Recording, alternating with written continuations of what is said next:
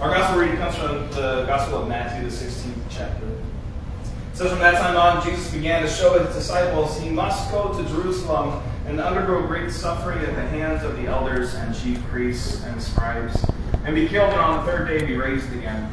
And Peter took him aside and began to rebuke him, saying, God forbid it, Lord, this must never happen to you.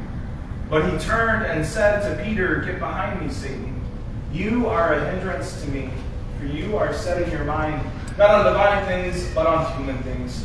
This is the good news, the gospel of the Lord. Thanks be to God. A couple of weeks ago, my family and I had the chance to go on vacation and go to Colorado. Bree's mom and stepdad had a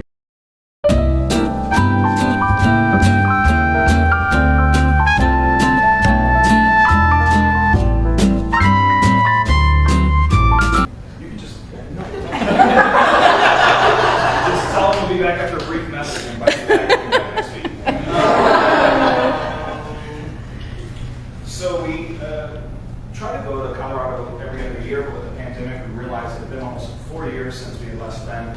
And the last couple times we had gone was in the winter, and so we figured with Texas being just a little hot, August would be the perfect time to escape and go to Colorado.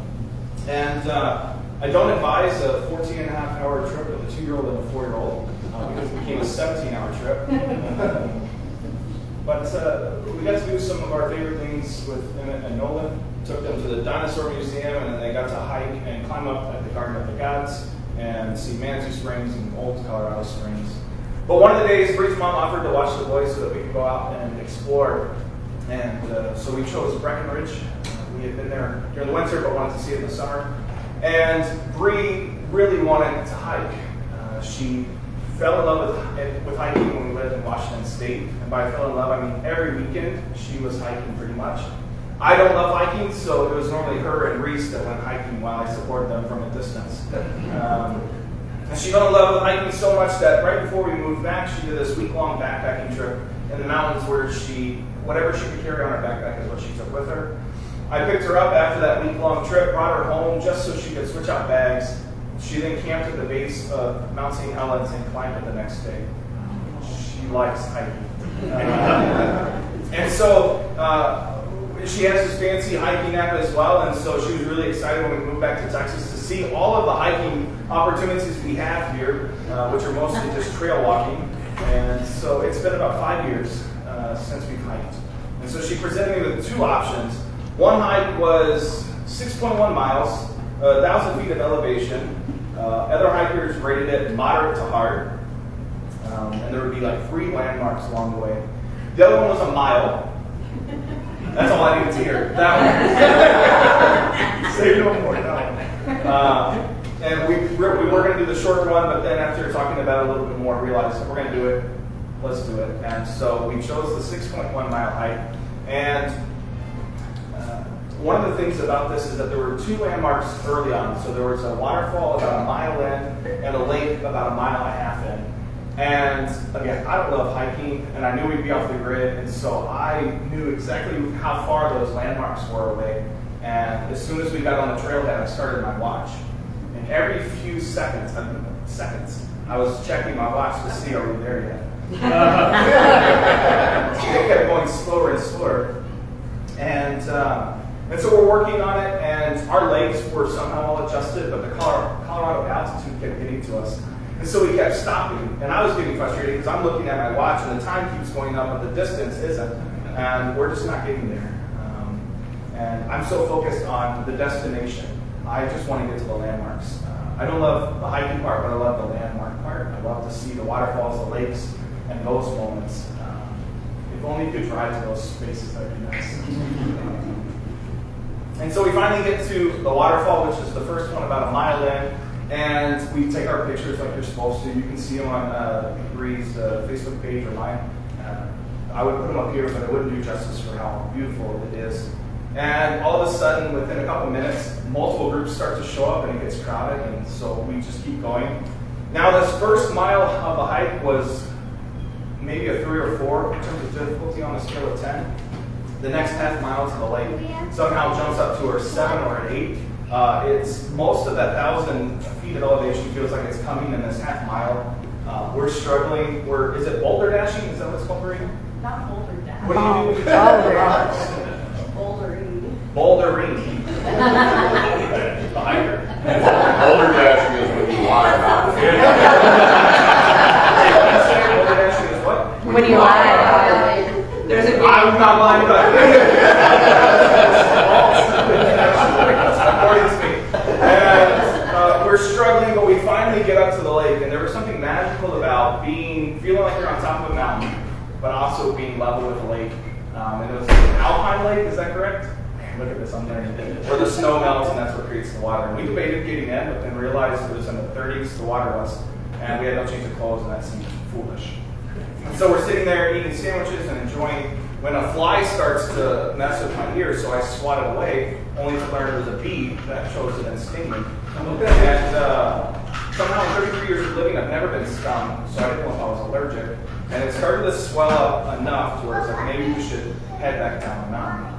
Now, again, when we hike, Bree goes first because all I care about is the landmarks. I want to get to the destination as quickly as I possibly can, which means I go so fast that we probably never make it to the destination because we run out of oxygen. And so we got to the waterfall, got to the lake. We decided we weren't going to go to the next landmark. We were going to head back down. And I was tired of first slow pace, so I chose to go first because I wanted to get back down the mountain as soon as possible so we could get into Breckenridge and enjoy a libation. And but I was so fixated on getting down the mountain and going so fast that I took a tumble head over heels down some boulders and took off a decent chunk of my pinky toe, messed up the toe next to it. You may be asking, how do you do that if you're wearing hiking shoes? I wasn't. I was wearing these shoes. There's a reason for it, but that doesn't matter. So we finally get down the mountain, get it all cleaned up. We found a free first aid kit at a ski resort. I didn't even know that was a thing. And then we go and we enjoy some drinks together. And we're reflecting on the hike. And I quickly realized the difference between Bree and I when we hike. I only had pictures of the landmarks, and maybe 3 or 4 pictures total, where she had pictures of flowers and of the creek running by and of herself and just all these different moments along the hike. She had these moments that she captured where all I had was the destination, the landmarks. What's up? It's a guy that. I think it's something different. I think that she understands hiking in a healthier way, and that hiking is not so much about the destination as it is the trail itself. It's more about the journey getting there than it is about the destination. We spent maybe 3 hours total hiking, and maybe 15 of that was spent enjoying the waterfall and the lake. And I realized in the entire hike up, we maybe said 5 words to each other, not because we were mad, but because I was so fixated on getting to the end that that's all I could think about. When I think about this story that we hear this morning, it's this moment where Jesus is foretelling of his death and resurrection. He's telling the disciples this moment of what is to come, his ultimate destination. And he goes on to do it 2 more times. And I think in telling the disciples about his destination, they have multiple ways that they can respond. One is that they could jump ship right then and there and say, if this guy's going to die soon, why are we even hanging out with him? Let's go back to our families and our ways of living. Let's just go back to the way things were. Or they could fixate on his destination, and that be all that they think about and talk about. Those final moments with Jesus is all that they can think about. Or they can choose to get behind Jesus and follow him and make the most of that journey, to make the most of that short time that they have together, to truly learn the ways of Jesus, to learn to live and love in the ways that Jesus teaches us to live and learn. And I think they choose that third option. They choose to make the most of the journey, to embrace the journey along with Jesus. And I think if we are honest with ourselves, if we truly believe in the assurance and the promise that God has for us and our destination as well, I think we can spend a lot less time focused on the destination and more time enjoying the journey. And what that looks like for each person is different. For some folks, me in particular, I am really bad at being present in the moment. I'm really good at being on my phone way more often than I should. And so maybe to enjoy the journey is to recognize the people that are around me, to embrace the people that I'm with, and focus on things that matter instead of things that suck life away from me. Maybe for others, it's saying yes to something that you've been saying no to for so long, or taking that trip that you constantly made an excuse of why it's not the right time. There's a lot of different ways that we can embrace the journey instead of just focusing on the destination. And I knew I was going to tell you this story, and I talked about this for the last 2 weeks, and yet, when we got back, I'm living it terribly, so I'm a terrible person to tell you this.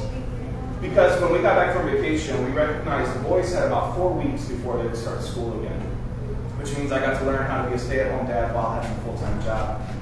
And each morning when I woke up, I still would fixate on August 30th, that day they go back to school. And I found myself all throughout the day finding ways, the easiest ways possible to pass the time. Whether it was handing them a tablet or a remote, or just sending them in the toy room by themselves just to pass the time so that we get to that day when we go back to school. Not because they're bad kids, but it's just this moment where I have an opportunity to bond with them, or an opportunity to pass the time and do the easiest thing possible, to do the hard thing.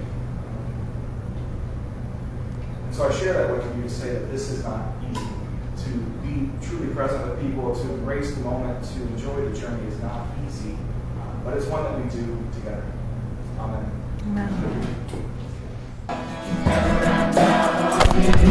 Amen.